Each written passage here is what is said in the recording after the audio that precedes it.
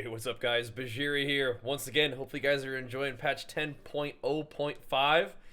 Now, the other day made a video about Arms Warrior builds that I enjoyed making for you guys, and so far you guys seem to be digging that. But one of the things that I saw in the comments was, Bajheera, make one for Fury! So, happy to do that as well. The thing about Fury is, it did get buffed along with Arms. Fury basically received a bunch of damage buffs to a lot of our main abilities, such that the two builds that I'm going to touch on in this video both, are better than they were. I think one of the biggest things of all is that they also buffed Slaughterhouse a little bit. So Slaughterhouse used to be an insane Mortal Strike tool for Fury, and it got nerfed pretty hard, which kind of really hurt Fury. And so what they've been trying to do is slowly buff this new revamped version of Slaughterhouse. And now, instead of it stacking up to the max, and then the debuff lasts 12 seconds and it falls off, now the debuff lasts a total of 16 seconds, so you have a little bit more time with it stacked all the way up to the maximum healing reduction effect of 36%. Before it falls off, you have to restack it. So I think Fury probably is still worse than Arms. However, I think Fury is better than Fury was before it got buffed. So, if you like Fury, give it a try. Keep in mind, I'm making this video like a couple days into the patch, so I personally have a lot of testing to do in terms of like what builds feel the best, what comps feel the best, how these builds and classes stack up. But I really appreciate you guys coming to me for Warrior stuff, and I'm happy to give you guys my thought process so far as things are likely to change. But I guess before we dive into the Fury video, like, once again, these builds are things that are likely to change. There are probably other builds that are really cool. Like, for example, in the Arms video, I didn't really talk about Skull Splitter very much, just because it's a build that I haven't really played very much. But yes, it is good. Like, there's some good stuff out there, so we're going to touch on these two builds, the main stuff that I want to talk about here.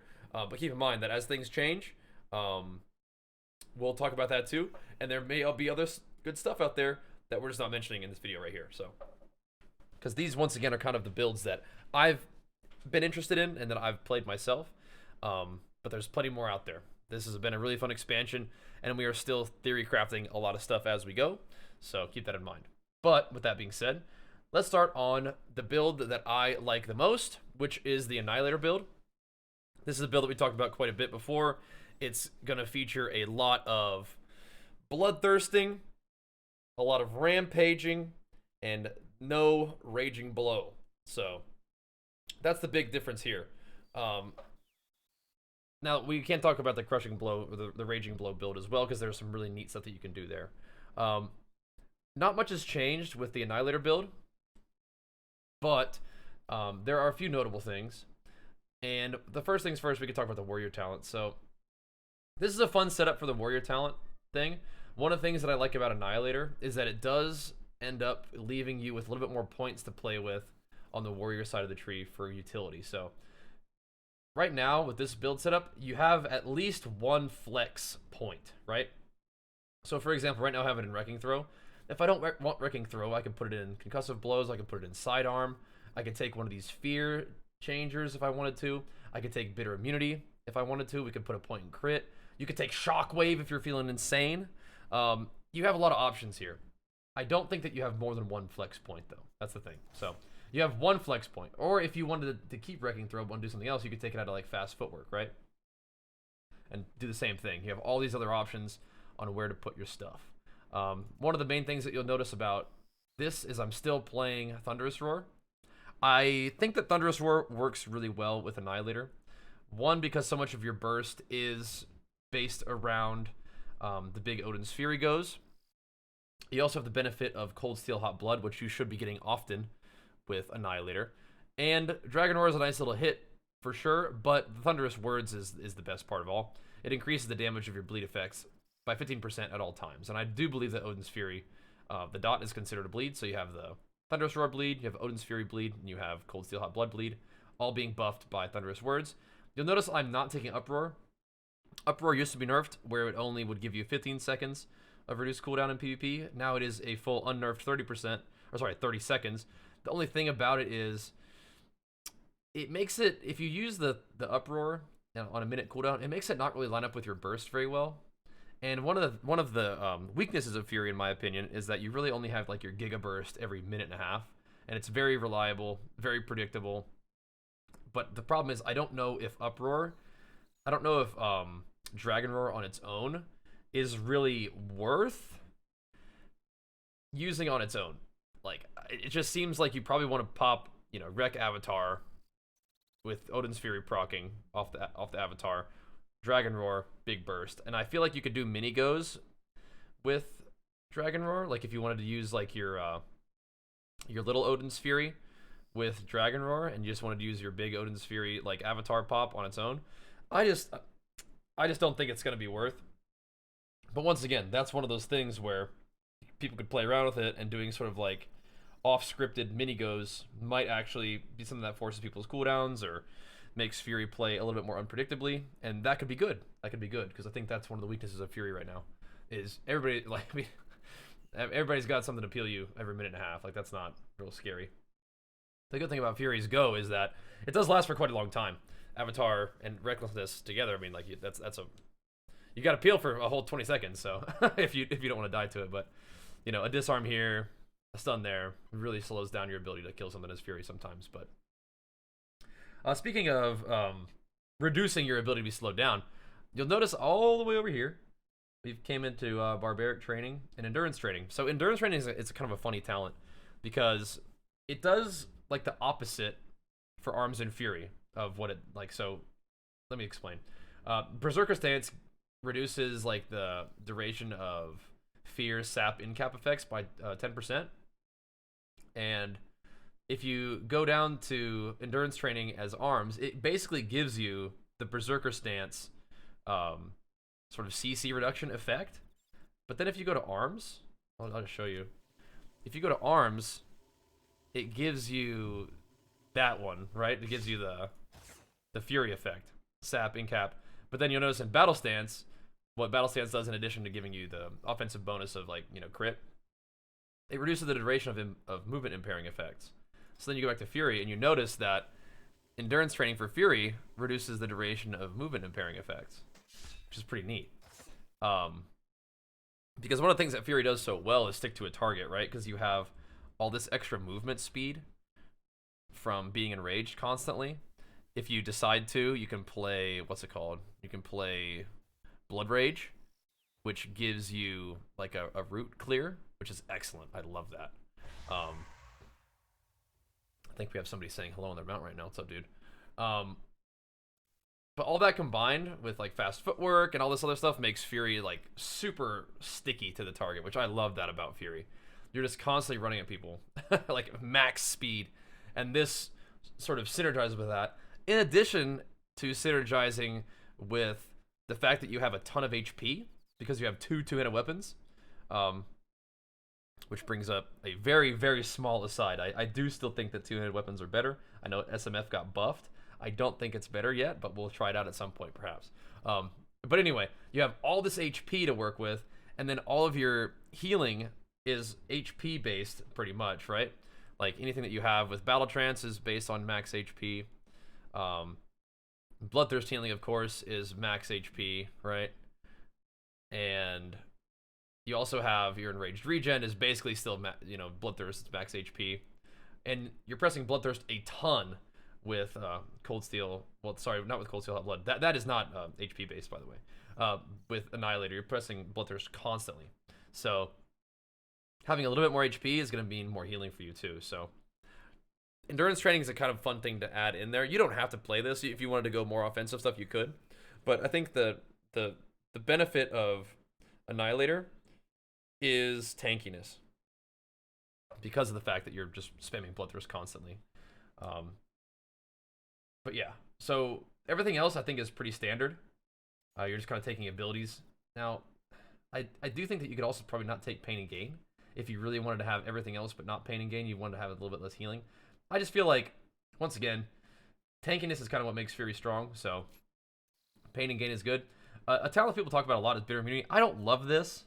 It's such a long cooldown, and it does fairly little for you. But it is one of those things where if you really wanted to sacrifice some other utility for just tankiness, you could take Bitter Immunity as just one more layer of defense, one more layer of healing, and that would be fine too. But I don't love Bitter Immunity most of the time, but you could take it. You could take it. Just to be ultra tank. That'd be kind of fun for like world PvP stuff and whatnot. But yeah, that's the warrior side of the tree. I love having wild strikes, and I feel like pathing through it is so nice for Dragon Roar. I do think that Spear is good, but for Annihilator, having auto attack speed and having more haste is just so good. Haste is your primary stat for Fury. My main right now is definitely mostly set up for arms, so I have way too much crit and not quite enough haste. So I may even level another warrior just to try full haste Fury. And I've tried full mastery Fury, didn't love it as much as haste. So I think that with all this stuff going out for Fury buffs and whatnot, I think I'm probably going to have to level another warrior and make him like full-time Fury, like full haste gear, double frozen devotion and chance, like actually optimized for Fury, and then really see how it feels, because Fury had not felt great before, but that was also not even optimized for it. So now that it got buffed and we can optimize for it, probably going to be worth, so it'll be fun. But anyway, let's talk about the Fury side of the tree. This is going to look very familiar to you guys. If you guys have seen my like Annihilator Fury guide before, not a whole lot has changed. I do want to mention a couple little points though. The main thing that enables Annihilator is going down this side of the tree, taking all this nice Bloodthirst stuff, getting Annihilator, getting a depth experience. You just path through it anyway. But that's one of the things that makes Bloodthirst a short cooldown. I am taking the Odin's Fury stuff. You can take, so if you want single target pressure, Dancing Blades is really nice for Annihilator. But sometimes Titanic Rage is excellent too, just to get in there and pop. And this guarantees that your Odin's Fury is going to be enraged, even if you just like just go and pop all your cooldowns immediately. If you want to take 2 seconds to build a Rampage, then Rampage, and then Odin's Fury, making sure that it's enraged, Dancing Blades can be fine. So this is good. It's just, this is kind of just face roll easy. It's nice to have that, just to be able to walk in and press all your cooldowns first global if you want to. I'm taking double defensives. War Paint in PvP, it's 5%, so don't be fooled. But I think it's still worth. So here's the flex talent is like one of these. Okay, we'll talk about that in 2 seconds. This is another build enabler, Reckless Abandon. This is what gives you the Bloodbath and makes it so that you can spam after a Rampage. You go Bloodbath, Bloodbath, Bloodthirst, and then ideally, if you have enough haste, you're rampaging again immediately. If you don't have enough haste, then that's when things get a little awkward. You have to throw a slam in there or something like that. But if you go full haste Fury, you're probably just going to be able to just Rampage, Bloodbath, Bloodbath, Bloodthirst, boom, Rampage, and just do that constantly. And the strength of that is not only is your rotation really simple and strong, is it also gives you the best chance to stack up all the Rampage Slaughterhouse debuff, which is kind of what Fury does. Fury does not much to Fury, right? It's a simple class, and it's a simple rotation, which is fine, and people make fun of it for being a 2-button spec, which it is. The weakness of that is you only have 2 buttons. You don't do anything. Like you have no utility at all. You're fairly tanky. You can do pretty good damage, and you apply a Mortal Strike that stacks up to higher than most Mortal Strikes in the game. That's what Fury does. So, yeah, it's simple, but it's also fairly one-dimensional in the fact that it doesn't have a lot of utility for its team. But if you do what you're supposed to do well, which is not die and do a lot of damage and put a lot of healing reduction effects on the enemy team, then yeah, you're doing it right. You're doing it right. And that's what this build is designed to do. It does good damage though, but I think you could play a higher damage variant, which we'll talk about in a second. But yep, Unbridled Ferocity is giving you those little rec procs, which is so nice for building more rage and building more rampages for more healing reduction. It's excellent. So that's what this build does. The thing about it is you can come over to this side of the tree, and if you like improved Whirlwind, I think it's kind of nice to have this sometimes, but you don't always need it, right? If you're only going to tunnel one target, you don't need this ability. And if you don't need this ability, what you can do is you can choose between something else. So you need to spend your point on something, right? So here are the options that I think are good. I think that you have so much chance to enrage, you don't really need fresh meat. It's kind of nice, but you don't need it. But if you like it, then you can take it. I think that once the fresh meat is kind of only valuable in that first rampage building, right? Like if you can get enraged instantly, it's cool to build that first rampage faster. But once you build that first rampage, you're pretty much rolling, right? You're pretty much good to go.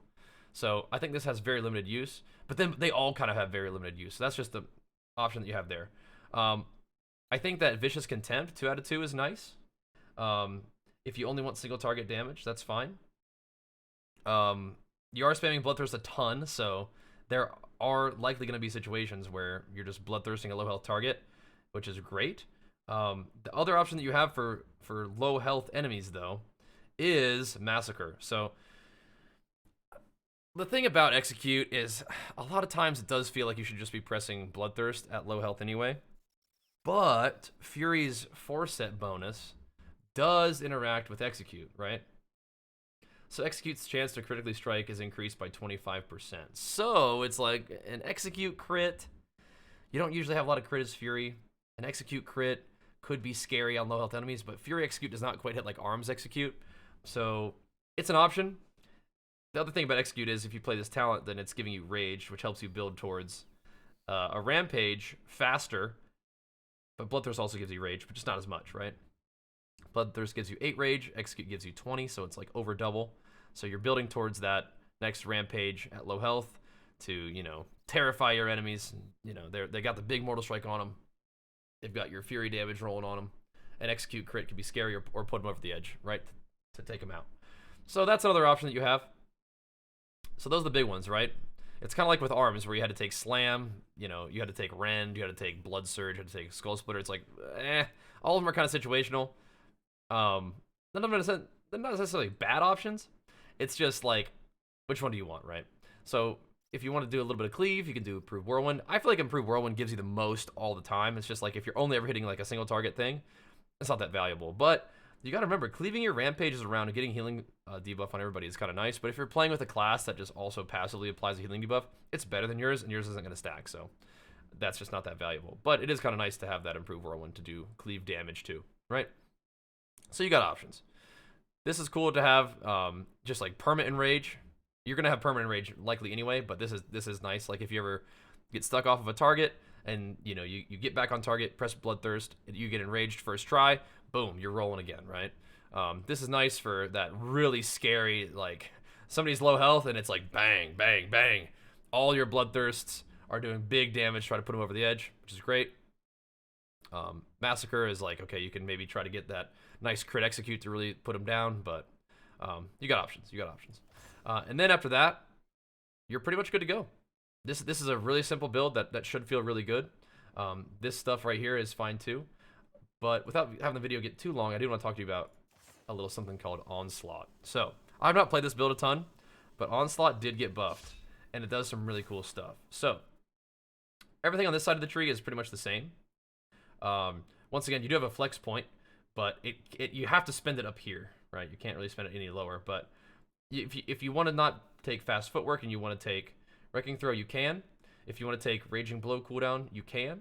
But you're a little tighter on points here. You can also take a point from Wild Strikes, although I feel like for Fury, having increased auto attack speed just a chance to proc, even if it's only 10% increased attack speed and more haste, it's so valuable. You could drop Dual Wield Specialization, but it feels weird to drop 5% damage. You're just a little tighter on points on this build because you do want to go into Spear. Because Spear is great, and Raging Blow likes crit a little more than other stuff, I think. Because you can take things that increase your crit damage. You don't have to, though. If you want to play Roar, you can. I'm just sort of showing you another option here. But I do think that crit is really good for this particular build. You're not coming down into the Bloodthirst stuff. I do think that you want to try to grab... You don't need fresh meat. But if there's nothing else that you can really take... Oh, the reason why... Okay, I see. Sorry. The reason why I'm taking fresh meat here is because you're not taking Bloodthirst damage. So you do need this point to get to here. Because you definitely don't want to be missing auto attacks when you're enraged. That's nice to not have that. We are still going... Instead of the left side of the tree, we are still going down to the right side. We are getting all this nice Raging Blow stuff.